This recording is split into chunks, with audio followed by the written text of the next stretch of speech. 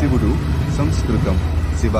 హిందూ మతంలోని ప్రధాన దేవుడు. మరో పేరు సదాశివుడు. సృష్టిలోని అంతటికి మూల కారణం శివుడు. త్రిమూర్తులలో ఒకరు.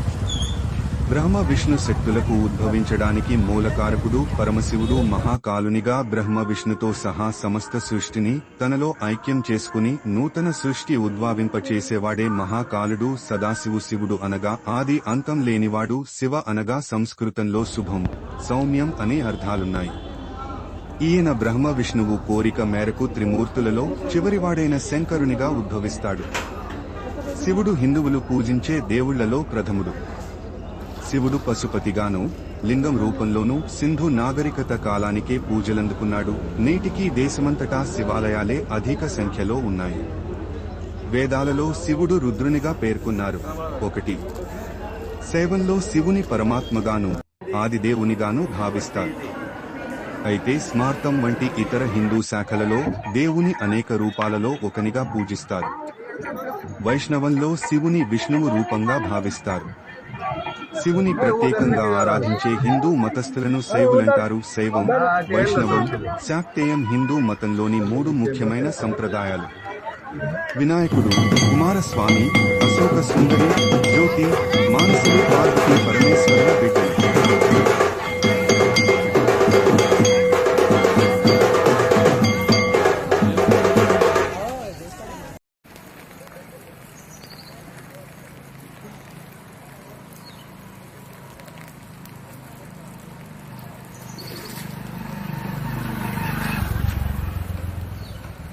పైకి కింద ఎట్టెక్కినావా?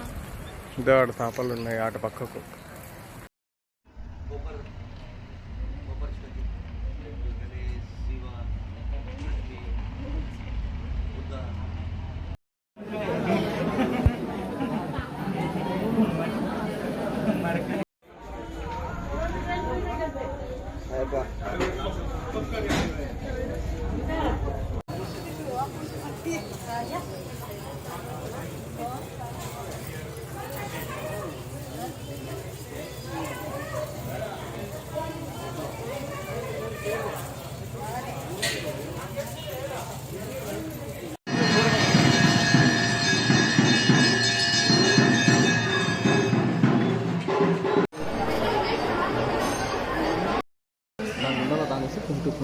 ఇప్పుడే యూట్యూబ్లో చూస్తున్నా అదే.